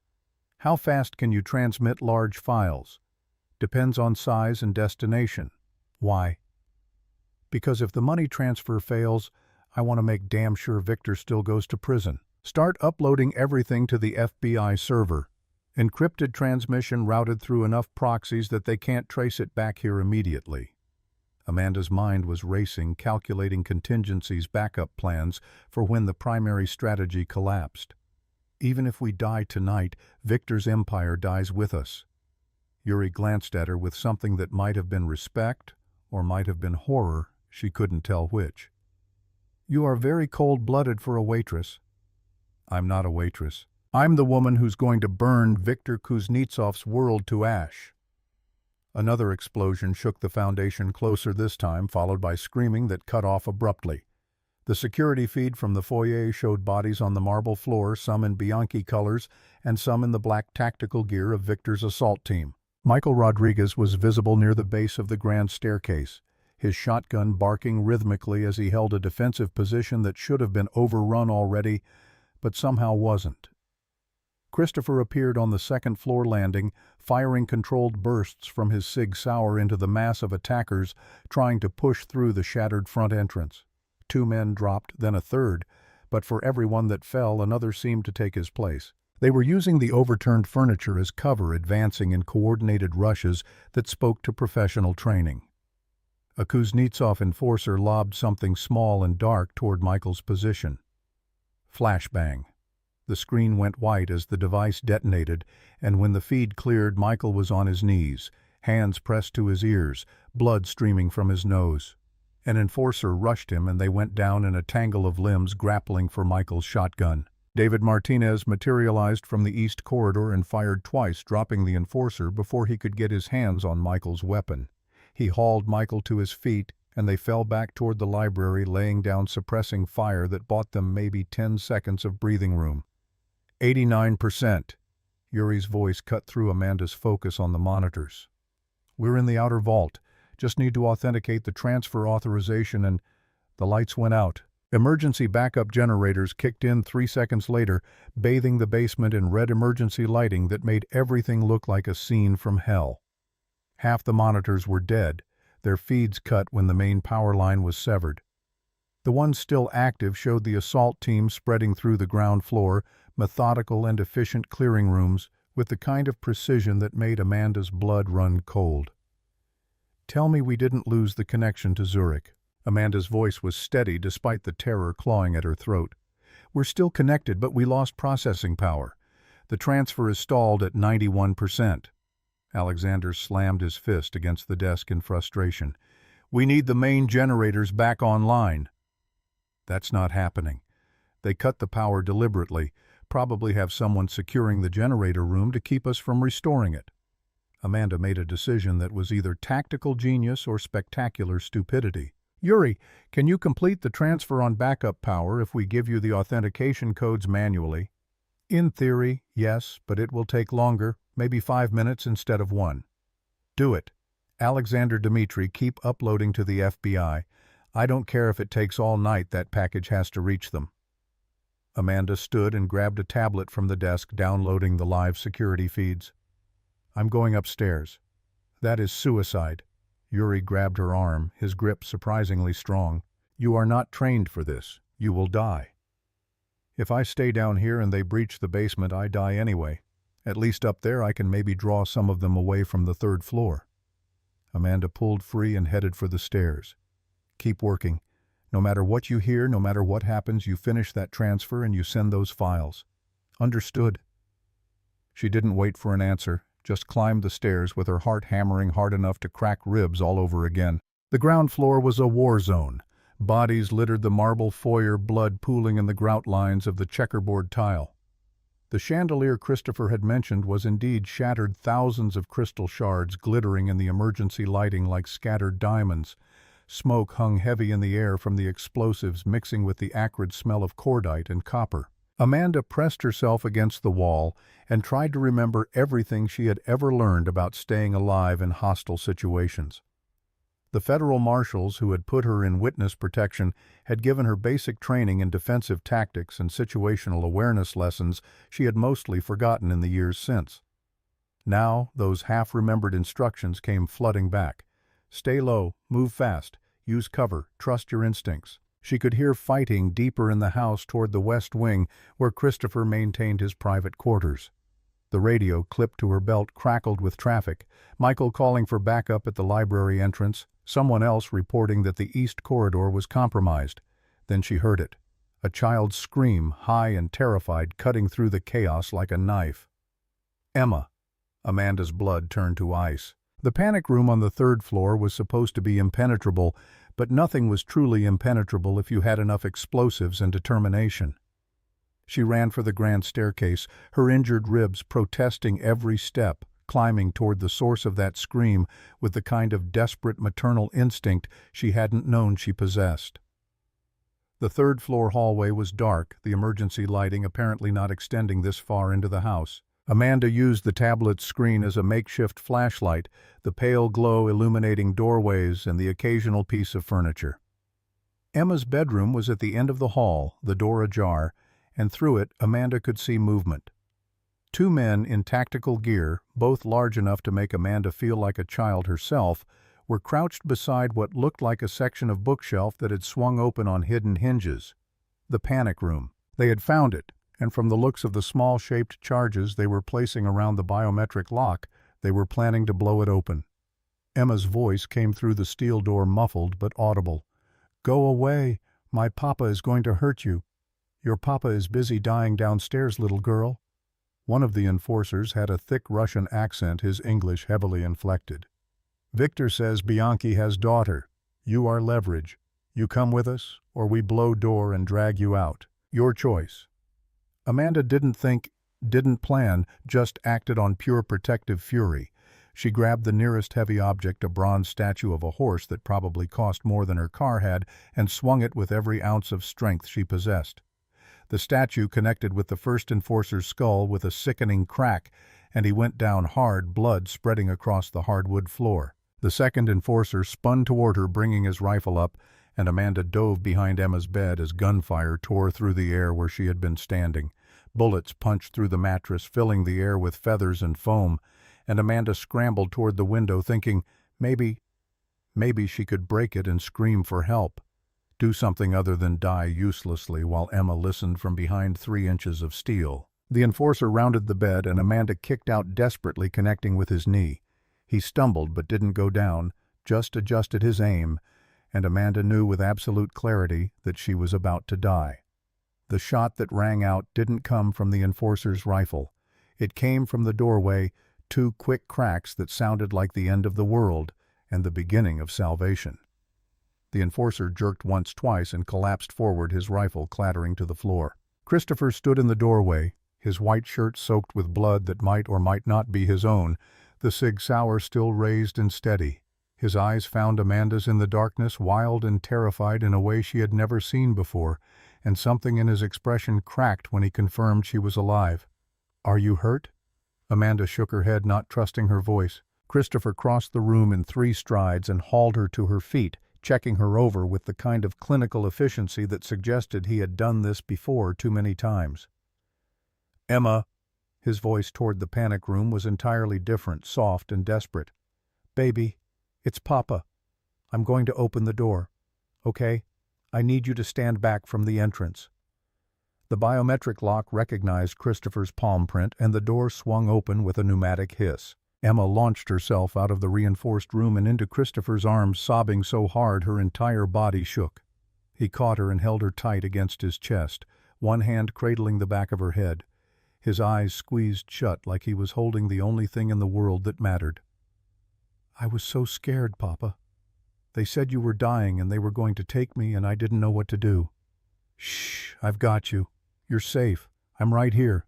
Christopher pressed his face into her hair, and when he looked up at Amanda, his eyes were wet. "Thank you. If you hadn't—" He didn't finish the sentence, didn't need to. They both knew what would have happened if Amanda hadn't been stupid enough to come upstairs with a bronze horse statue and more courage than sense. Amanda keyed her radio with shaking hands. "Michael, 3rd floor is clear. 2 hostiles down. Emma is secure." Michael's response was barely audible over the sound of gunfire. "Copy that. We're falling back to the safe room. There's too many of them. We need—" The transmission cut off in a burst of static and the unmistakable sound of an explosion. Christopher's face went hard, the brief vulnerability vanishing behind the mask of the underboss. "Emma, listen to me very carefully. I need you to go back in the panic room with Amanda and Mr. Hops. Lock the door from the inside and don't open it for anyone except me or Amanda. Can you do that for me?" Emma nodded. Her small face streaked with tears, and Christopher set her down gently. He kissed her forehead and whispered something Amanda couldn't hear before straightening and turning toward the door. "Christopher, wait." He looked back at her and the expression on his face stopped whatever protest she had been planning. "Stay here. Keep her safe. That's the only thing that matters now." Then he was gone, disappearing into the darkness with his gun raised and death in his eyes. Amanda pulled Emma into the panic room and sealed the door, the lock engaging with a solid thunk that should have been comforting but just made her feel trapped. The room was small but well appointed, with a cot, bottled water, a chemical toilet behind a privacy screen, and enough preserved food to last weeks if necessary. A tablet mounted to the wall showed feeds from the remaining security cameras, giving them a window into the carnage unfolding throughout the house. Emma curled up on the cot with Mr. Hops watching the screens with the kind of hollow-eyed shock that came from witnessing far too much violence for someone her age. Amanda sat beside her and wrapped an arm around the small shoulders, wishing she could shield her from all of this, knowing it was far too late for that kind of protection. On the monitor showing the foyer, Amanda watched as Christopher descended the grand staircase into a scene from a nightmare. Bodies everywhere, both Bianchi soldiers and Kuznetsov enforcers, the marble slick with blood. Michael and David were pinned down behind an overturned oak table that was rapidly being chewed apart by automatic weapons fire, returning shots when they could but clearly running low on ammunition. 15. Kuznetsov enforcers were advancing through the wreckage using the pillars and furniture for cover, working in coordinated teams to close the distance. They had the numbers, they had the firepower, and they had the momentum. Christopher's men were dying, their defensive positions collapsing one by one. Then Viktor Kuznetsov himself stepped through the shattered front entrance. He was a man in his 50s with silver hair swept back from a sharp face, wearing an expensive fur-lined coat that looked absurd given the Boston summer heat, but clearly served as a statement of wealth and power. His cold blue eyes surveyed the carnage with the kind of detached assessment usually reserved for reviewing quarterly reports. He was holding a gold-plated pistol in one hand and a tablet in the other, his face twisted with rage. "Where is she?" His voice boomed through the foyer, heavily accented but perfectly clear. "Where is the bitch who stole my money?" Michael tried to rise from behind the table, shotgun coming up, but Victor casually shot him in the leg. Michael went down screaming, blood pumping from his thigh in arterial spurts that meant he had maybe minutes before he bled out. I ask again, where is Amanda Clark? David tried to return fire, but his pistol clicked empty. He threw it aside and pulled a knife, his face set in grim determination, ready to die fighting. Victor shot him twice in the chest and David crumpled without a sound. "You think you can steal from Viktor Kuznetsov? You think you can hide what is mine?" Victor kicked over a corpse in Bianchi colors, his fury mounting with each word. "My accounts are frozen. My ships are seized. FBI is raiding my warehouses as I speak, all because of one woman who could not accept her place." He raised the tablet and hurled it against a pillar where it shattered. "Find her. Bring her to me alive. Kill everyone else. Burn this house to the foundation." His enforcers spread out, moving with renewed purpose, and Amanda watched them pour gasoline on the antique furniture, on the priceless oil paintings, preparing to turn the Brookline estate into a funeral pyre. Christopher appeared at the top of the grand staircase like an avenging angel, backlit by the emergency lighting, his blood-stained shirt making him look like he had walked out of hell itself. Victor saw him and smiled, the expression holding no warmth, just vicious satisfaction. "Christopher Wilson, the great protector. I heard you killed 2 of my men for touching your little girl." Christopher's voice when he spoke was quiet, almost conversational, but it carried through the foyer with perfect clarity. "You sent men after my daughter. You're already dead, Victor. You just don't know it yet." Big words for a man outnumbered 15-1. "I don't need numbers." Christopher raised his hand and snapped his fingers once sharp and clear. The windows exploded inward simultaneously. flashbangs detonating with retina-searing brightness, smoke grenades flooding the foyer with choking clouds that turned visibility to zero, and through those clouds came 20 more Bianchi soldiers rappelling from the roof on fast ropes hitting the ground with rifles raised and death in their eyes. The reinforcements Christopher had called before the assault even began had been waiting on the roof the entire time, letting Victor commit his forces before springing the trap. The gunfight that erupted was brief and vicious. Kuznetsov enforcers caught in a crossfire they couldn't escape, cut down as they tried to regroup or retreat. Christopher descended the stairs into the smoke and chaos, his Sig Sauer barking steadily, dropping men with the kind of cold precision that came from years of practice. He moved like violence incarnate, unstoppable and inevitable, cutting a path through Victor's soldiers toward the man himself. Victor saw him coming and fired wildly, his gold-plated pistol flashing in the emergency lighting. The first shot went wide, the second grazed Christopher's shoulder, and he didn't even flinch. The third clicked on an empty chamber. Victor threw the useless weapon aside and pulled a knife, lunging with the desperate aggression of a man who knew he was about to die. Christopher sidestepped the knife thrust and brought the butt of his pistol down on Victor's wrist. Bone cracked audibly, and the knife clattered to the blood-slick marble. Victor stumbled, and Christopher was on him, slamming him against the nearest pillar hard enough to crack plaster. "You came into my home." Christopher's voice was conversational, almost gentle, which made the words that much more terrifying. "You threatened my family. You brought war to my doorstep because you couldn't accept losing a possession you never actually owned." Victor spat blood, his face twisted with pain and fury. "FBI is coming. You can't touch me. I have lawyers' connections. I don't need to touch you." Christopher dragged Victor to the center of the burning foyer, forced him to his knees among the bodies and the flames, and pressed his gun against the back of Victor's skull. For one terrible moment, Amanda thought he was going to pull the trigger, was going to execute Victor right there on the marble floor, regardless of the legal consequences. Then the sirens started, lots of them growing louder by the second, red and blue lights washing through the shattered windows.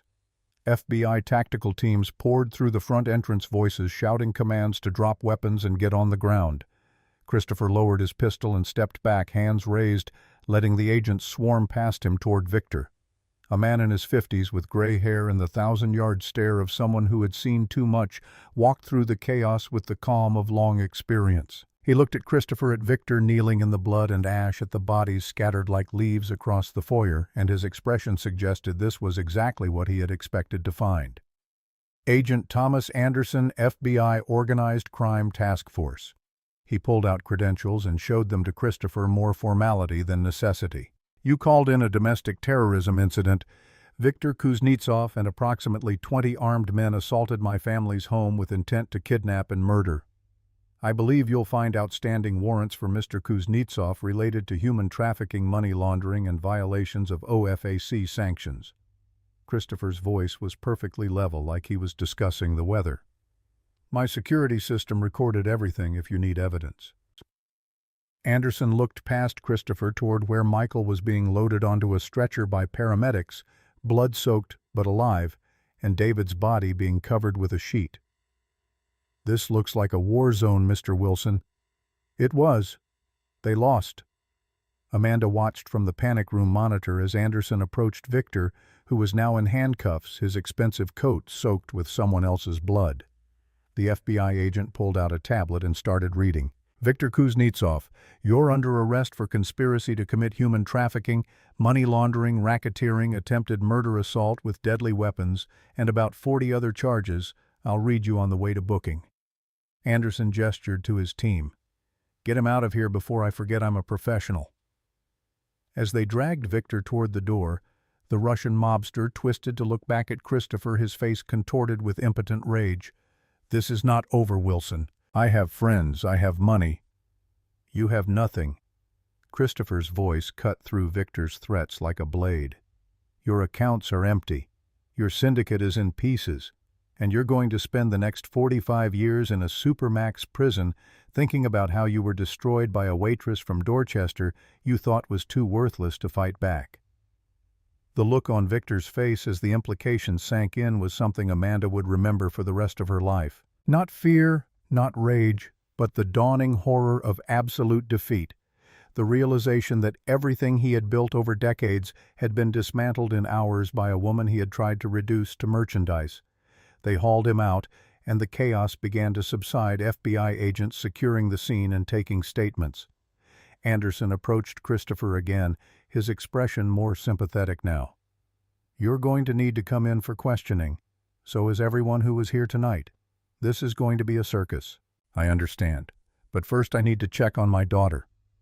Christopher started toward the stairs, and Anderson didn't stop him, just watched him go with the kind of weary understanding that came from being a father himself. Amanda heard Christopher's footsteps approaching and unlocked the panic room door.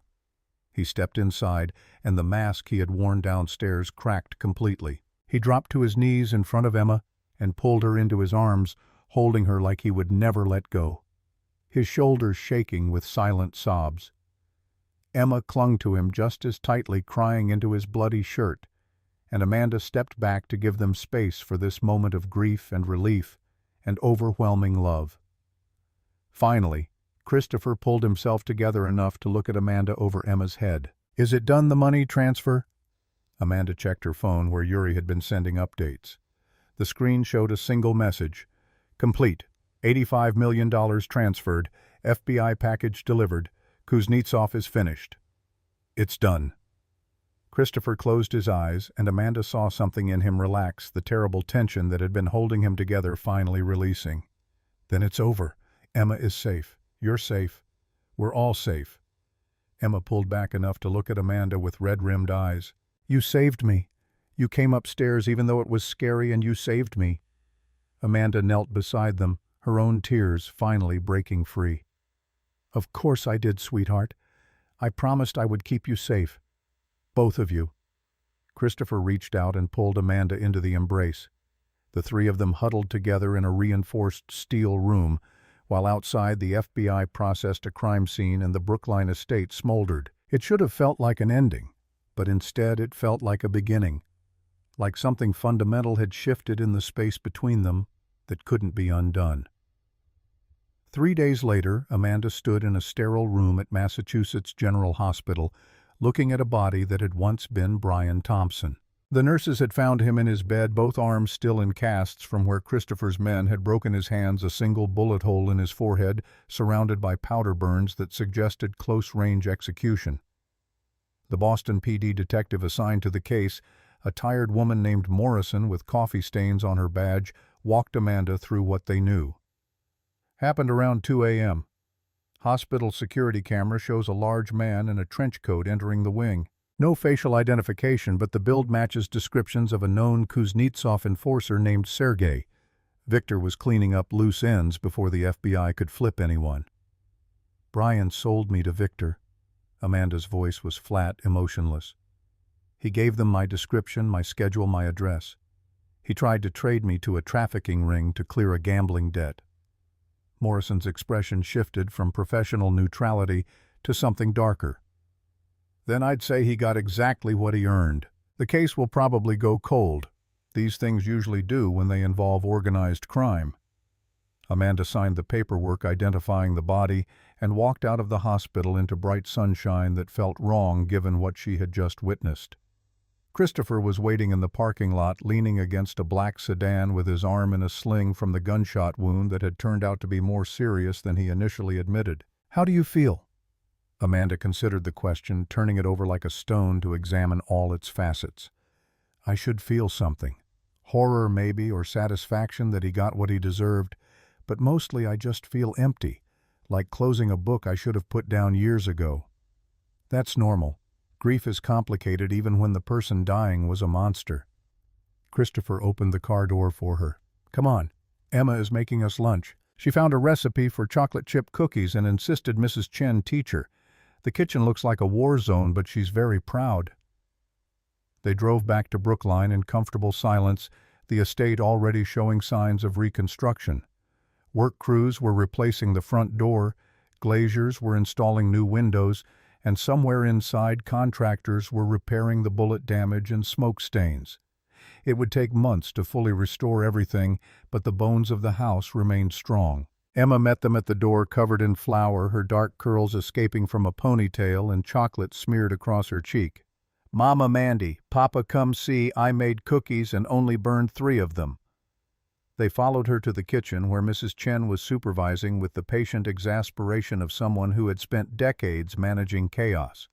The cookies were indeed slightly burned around the edges, but they tasted like love and safety and the promise of better days ahead. That night, after Emma had been tucked into bed with fresh promises that the bad men were gone forever, Christopher found Amanda in the library. She was sitting in the window seat overlooking the gardens, watching fireflies dance in the darkness. "I have something for you." He held out a small box, the kind that usually held jewelry, and when Amanda opened it, she found a key. "This is to a condo in the North End. 2 bedrooms, view of the harbor, completely renovated. It's yours along with enough money to get you anywhere you want to go and start over fresh. Victor is in Supermax awaiting trial. The trafficking ring is dismantled. You're free, Amanda. You can leave anytime you want." Amanda stared at the key, the weight of what he was offering settling into her bones. Freedom. Safety. The ability to disappear and become someone new. Someone without the trauma and the fear and the complicated feelings she had developed for the man standing in front of her. "And what if I don't want to leave?" Christopher's expression was carefully neutral, but she saw something flicker in his eyes. Hope, maybe, or fear of hope. "Then you stay. Emma already considers you her mother in every way that matters, and I—" He stopped, seeming to struggle with words that had never given him trouble before. Amanda stood and crossed the distance between them close enough to feel the heat radiating from his body. "You what?" "I need to tell you something first. About who I am, what I've done. The Bianchi family isn't just shipping and real estate, Amanda. We've done terrible things over the years. I've done terrible things. And if you stay, if you choose this life, you need to understand what you're choosing." "I know exactly what I'm choosing." Amanda reached up and touched his face, feeling the rough stubble along his jaw. "I'm choosing the man who answered a wrong number from a stranger and risked everything to keep her safe. I'm choosing the father who would burn the world down for his daughter. I'm choosing the partner who gave me the tools to fight back instead of just protecting me. I see you, Christopher, all of you, and I'm staying." He kissed her, then, desperate and tender and full of unspoken promises, his hands gentle despite the violence they were capable of. When they finally broke apart, they were both breathing hard, foreheads pressed together, and Amanda felt like she had finally come home after years of running. 6 months passed in a blur of reconstruction and rebirth. Amanda officially joined the Bianchi organization not as decoration or protection detail, but as chief financial officer of the legitimate operations. She restructured their holdings using her AML expertise to clean up the gray areas and transition the family toward genuinely legal business. Christopher supported the shift, wanting to build something Emma could inherit without the constant threat of violence. The wedding was small and private, just family and the few people they trusted completely. Emma served as flower girl and wept through the entire ceremony. Happy tears that she insisted were just allergies, even as she demanded tissues from Mrs. Chen. Viktor Kuznetsov was sentenced to 45 years in federal supermax with no possibility of parole. His syndicate collapsed without his leadership, the various factions turning on each other in a feeding frenzy that ended with most of them dead or arrested. 3 months into his sentence, Viktor was found hanged in his cell, the official ruling suicide, but the unofficial understanding that the Bratva had sent a message about debts unpaid. Brian's sister Melissa showed up at the estate one afternoon, a gun in her purse and murder in her eyes, demanding to know who had killed her brother. Amanda met her at the gate alone and told her everything, showed her the hospital photos from the night Brian broke her ribs, explained about the trafficking ring and the debt and the absolute betrayal of a man who had chosen to sell another human being rather than face his own failures. Melissa broke down crying, her anger dissolving into grief and shame. "I knew he was troubled. I tried to help him, tried to get him into rehab for the gambling, but he wouldn't listen. I just never thought—" "Go home, Melissa. Grieve for the brother you thought he was, but don't come back here looking for revenge against people who only stopped him from doing something monstrous." Amanda kept her voice firm but not unkind. The best thing you can do for Brian's memory is be better than he was. Don't let his choices define your life." Melissa left and never returned, and Amanda counted it as one more ghost laid to rest. The final piece came on a cold December evening when Amanda realized she had missed her period by 3 weeks.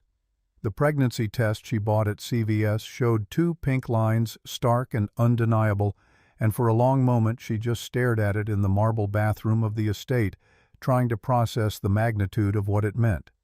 She found Christopher in his study going over shipping manifests with the kind of intense focus he brought to everything. He looked up when she entered and immediately set aside his work, reading something in her expression. "What's wrong?" Amanda held out the pregnancy test without saying anything, watching his face as he processed what he was seeing. For one terrifying moment she couldn't read his reaction, couldn't tell if this was going to be welcome news or a complication too far. Then he dropped to his knees in front of her chair, his hands covering hers where they rested on her stomach, and she saw tears tracking down his face. "After my wife died, I thought I would never have this again. A family, a future, the possibility of joy instead of just survival." "Are you happy?" Amanda needed to hear him say. It needed the confirmation that this wasn't just accepted but wanted. "Happy doesn't begin to cover what I'm feeling right now." Christopher looked up at her, his dark eyes bright with unshed tears. "Marry me again. I know we're already married, but marry me tomorrow, at a courthouse in front of a judge so I can make promises to you and this baby with the law watching. I don't want to wait." Amanda laughed, the sound dissolving into happy tears. "We have a wedding planned for June, a big one. Emma has been planning her dress for months. So we do both. Courthouse tomorrow, big wedding in June, and I get to marry you twice. Say yes." "Yes, God, yes," they told Emma that night over dinner, Christopher announcing it casually like he was mentioning the weather. Emma's reaction was to shriek so loudly Mrs. Chen came running from the kitchen convinced someone was injured. She danced around the dining room chanting about being a big sister, insisting she would teach the baby everything important like how to catch fireflies and which cookies were Mrs. Chen's best. The courthouse wedding the next day was just them, Emma and Michael Rodriguez standing as witness, his leg fully healed but leaving him with a permanent limp. The judge was a woman in her 60s who had known the Bianchi family for 3 decades and pretended not to notice that the groom's organization had recently been involved in a massive FBI investigation. Amanda wore a simple cream dress and held a bouquet of winter roses. Christopher wore a charcoal suit that matched the one he had been wearing the night he kicked down her apartment door, and when they exchanged vows, his hands were steady and sure. Emma cried again, happy tears streaming down her face, and when the judge pronounced them married, she launched herself at both of them in a hug that nearly knocked Amanda over. That night in the master bedroom of the Brookline estate, Christopher held Amanda close and whispered promises about the future they were building. A future where Emma would grow up safe and loved, where their baby would be born into security instead of chaos, where the violence and fear that had defined so much of their lives would finally give way to peace. Amanda pressed her hand to her stomach, feeling the first flutter of movement that might have been real or might have been imagination, and let herself believe in that future. She had sent a text to the wrong number in her darkest moment, had reached out to a stranger who turned out to be exactly who she needed. Christopher had answered. He had come when she called, had protected her when she was helpless, had given her the tools to fight back when she was strong enough to stand. They had built an empire together, not through conquest, but through the kind of partnership that transformed weakness into strength. The wrong number had saved her life. But more than that, it had given her a family, a purpose, and a love fierce enough to survive anything the world threw at them. She was Amanda Wilson now. Wife to a reformed underboss, mother to a 7-year-old who thought she hung the moon, and soon mother to a baby who would never know the darkness she had crawled out of, only the light on the other side. They said one wrong turn could change your life forever. One wrong number had done exactly that, transforming tragedy into triumph, terror into tenderness, and a desperate plea for help into a love story written in bullets and balance sheets, and the kind of devotion that refused to let anything stand in its way. The estate was quiet now. The violence purged from its walls, leaving only the sound of Emma's peaceful breathing in the next room and the steady beat of Christopher's heart against Amanda's ear. This was safety. This was home. This was what she had been searching for all along without knowing it existed, and she would burn the entire world to ashes before she let anyone take it away.